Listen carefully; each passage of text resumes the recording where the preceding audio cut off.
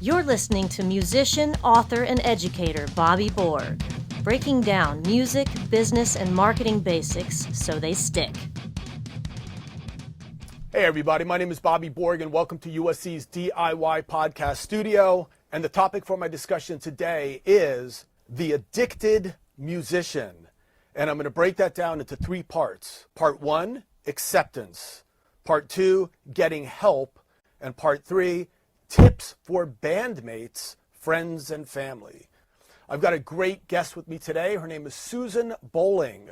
Susan Bowling is an addiction recovery coach, an advocate for treatment alternatives, and a case manager for treatment plans including detoxification, medical, and mental health issues. So hey you guys, it should be no surprise whatsoever if a musician partakes in a little bit of alcohol and even some drugs. I am not advocating for it, but of course it should be no surprise. However, what does become a problem is when this spirals out of control. So this brings us to part one, which is acceptance. And, Susan, to kind of give this a little bit of a context, I have, been a musician that's been on the road and been in bands my whole life. And one of the biggest problems I think that I've experienced is that when people around you are having issues, one of the biggest things are denial and not accepting that, hey, I might be having a problem here and I got to do something about it. So what does it typically take really for someone to come to terms with, oh crap, maybe I do have a problem? Well, I think that first I want to say that we as a country and as a culture don't like to talk about addiction. We don't like to talk about how it starts, so we have a lot of misinformation. There's a lot of people that think that, if you try this drug, that's it takes over, you're addicted for the rest of your life. It's really not about that. It's about a person who gets introduced to drug, alcohol, they're both the same, that it greets their body and their brain in a way that feels really good, and that person grows a dependence out of the belief that they are somehow improved by that. So once we kind of break that down and understand it, you can see that it's about compulsion, that the person is compelled to use this chemical. If you felt that you were improved by something and you weren't asking other people's opinions, maybe they didn't even notice yet, you would want to have a good supply of it. You'd want to make sure that you always had it there, especially as you were doing things like, projects and being creative and such. There's a common belief among artists that their art is somehow improved. Right. That's not inconsistent. Taps into the imagination. Exactly. It unlocks, right? But you talk to anybody that plays with this for any length of time and who gets into recovery and stopping, whether they stop completely or they just come to a realization and set it back, that it's not so. But if a person is locked in that place of dependence where they think they're improved by it, just the getting of it and making sure they have it on hand and then dosing all the time, like, okay, I just need a little bit, I got to take the edge off now. That's a lot of work. Who has time for much else? And that's when we begin to see the compulsion sort of move forward. And, I want to say that the majority of people, the vast majority of people that use alcohol or drugs are not going to have a problem. They're gonna have experiences. They're gonna be like, whoa, okay, I can see why this is problematic to people. I get it. I'm not gonna do that. Or maybe they'll go through a period of time in their life where they get stuck there, but they too will move on. It's really like 10% of the overall population of people that are using drugs and alcohol, both legally and illegally, that are gonna kind of get stuck. So when they're in the stuck place, it's about, we have been taught these sort of billboard features of like when there's a problem. Are they homeless? Are they committing crime? Have they, all of that. Well, if you're a person who feels that you're improved by it and it's going okay and you're very busy and distracted trying to manage this, you're going to look for those billboards like, well, I'm not homeless yet. I'm working. I'm not, so I don't fit into that box. Right, and a lot of people learn how to function really well as well. And they're like, hey, I'm getting to work on time. I'm making a lot of money. Exactly.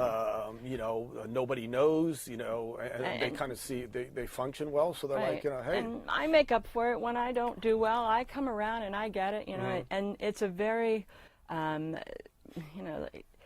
it's a very self-involved thing. And it has to be, because you're constantly measuring, oh, wait, am I going to, do I think I need to just, like, we think we're really good chemists. We're not. And it's a lot. If you tried to manage your mood by yourself, no drugs or alcohol, and just tried to like get the right chemistry together all day long in your waking time of day, you don't have much time for anything else. Right. And it creates this, this compulsion. So that is the cycle that we can identify with people. I am a harm reduction coach, so I like to get in with people that are much earlier. I mean, believe me, I've worked with parolees, I've worked with people that have torched their lives completely. One of the great things about working with artists is that they're creative. Yeah. And they're able to think outside the box there. They're able to go, well, this makes me feel good too, this makes me feel good. So it's about teaching somebody, okay, first let's educate you. What you're actually doing is you're trying to be your own chemist and look at that objectively. Okay. You can't do that. You won't have time for anything else, and you're not good at it, and you can't sustain that. So let's break that down. So on that note, let's talk about part 2, because it sounds like that's what you're getting into right now. Let's talk about getting help. So, maybe now we've come to some level of acceptance. I mean, like I said, we've talked about how you're like, well, it's not hurting anyone, I'm functioning and stuff like that. But, when you do kind of come to the point, like, wait a minute, I'm drinking every night to go to sleep, or I'm drinking every day to get on stage, and I can't function properly with talking to people socially without having a couple drinks. And people might just go, oh, that's not a problem, it's just casual drinking. But in reality, when they have a moment of clarity maybe and they think about it and they're like, I need to do 2 bottles of wine to go to sleep, that's something's wrong here. And when finally they come to that sort of acceptance, and they go, I need to do something about it. What do they do? Where can they get help? And that's what you were, I think. Right. Like some people are going to be like, I want to stop this. I want to stop it completely, 100%. There'll be people that are at that end of the spectrum that are ready for that, and that's their choice. But the vast majority of people can get help a lot sooner. They can work with a recovery coach that has harm reduction skills. So that, for example, if I'm working with somebody, I'll go, okay, what's your times of day that you absolutely feel that you need to drink or smoke or whatever it is? And, first of all, I'll get an idea of that. I'll get an idea from them as to what they feel using in a more healthy way looks like. And if I can, I'll get them, I will try to reserve that spot. Maybe it's to put themselves to sleep. Maybe it's to perform or something. But we remove the other times of day. And I say, okay, I want to try for 1 week.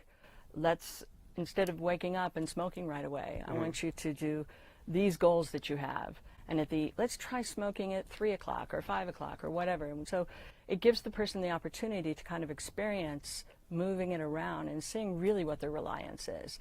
And sometimes they come back and they're like, that didn't work, I couldn't do it. And we go, okay, let's adjust it again. Or sometimes they'll come back to me and say, it kind of blew my mind. I thought I always needed it, and I really could stop. And so now we've got an opening, and we'll just adjust it from time to time. And of course, it gives me the opportunity to start working with them on areas that might have been neglected. How well are they sleeping? How well are they eating? I'll get very specific about, and you need to eat here, and you've got to eat again here, and really kind of reframing their whole system. The way they think about it. I think a lot of people get up in the morning too and take coffee because they think they need it. And then when all of a sudden they try a little experiment and they say, okay, let's see how I feel when I take coffee, and let's see how I feel when I don't take coffee. And then all of a sudden they realize, wow, I got up, went to the gym, had breakfast, drank lots of water, and actually didn't need coffee. Pretty interesting. And coffee is an addictive thing probably as well. It is. There's a difference between somebody having a trigger to use, like, oh, I'm used to doing it here, versus just a cue. Oh, it's morning, the weed is right beside me, this is what I usually do. That's just a cue, right? A craving or a trigger is like, okay, where is it? I've got to find it. Let me go get it. You know what I mean? Right, sure. And educating people as to the difference in that. So a whole world opens up for somebody when they begin to really focus on their using, rather than the way we're taught to look at it, which is, are you homeless yet? Have you? Right, you know sure, what I mean? sure. So. All right, let's move on to the last thing, and we'll keep this brief, but this is a very, very important part, which is part 3 now, tips for bandmates and friends. Of course, depending on the serious level that we're talking about, oftentimes people around the person that's addicted or showing addictive personality or qualities suffer just as much. Absolutely. And I'm talking about, obviously a little bit more of the further down the path, right, where somebody might, drink and then start being abusive, either verbally or physically. Right. And show up late, exactly, disappoint people, and the people around them, maybe care about them and love them and want to be supportive and be there, right, and help, but it's harming their mental health, and they might feel guilty by just going, you know what, I can't deal with you anymore, I got to get away from this, and they feel like they're maybe, abandoning the friend, but then when they try to be around the friend, their life becomes hectic. So what are some of the tips, and we'll keep this really short because we're running out of time. Okay. What are some of the tips that maybe you can share with people so that they can make sure to take care of themselves in the process of being around? First of all, I think that people around we've all been taught to believe that you're either enabling or you're doing tough love. Mm-hmm. There is a realm of very humane choices in between those. And those choices can look like, if your band is not being able to practice because this person is, not showing up, if you're an actor or something, the same thing, other people are relying on this person to remain in sync and on schedules for the whole unit.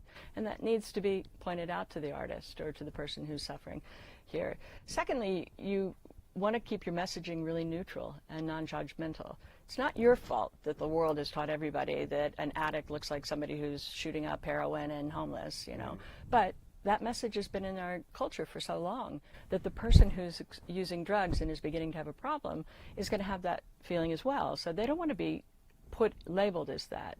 So being neutral and being caring and being present, and a very simple message. I don't know if you have a problem or not. I really can't say that you do. Right. I'm more worried about you. Right.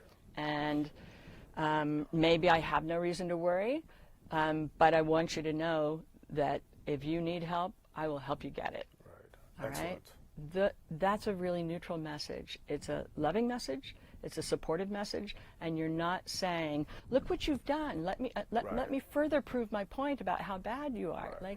Gotcha. That's what we've got to avoid. So support. Wonderful. Exactly. Thank you very much. You're so welcome. Great advice. You guys, what we've been talking about today is a very serious matter. The addicted musician, and we talked about part 1, acceptance, and part 2, getting help, and then finally part 3, tips for bandmates and friends. So I hope that you enjoyed this clip. Thank you. So hey, you guys, my name is Bobby Borg, and just trying to break down music business and marketing basics so that they stick. Please be sure to check out further clips, and also be sure to share, like, comment, subscribe, etc. And as I always say, you guys, peace, and thanks for watching, and thanks again. Thank you. Awesome, thank you.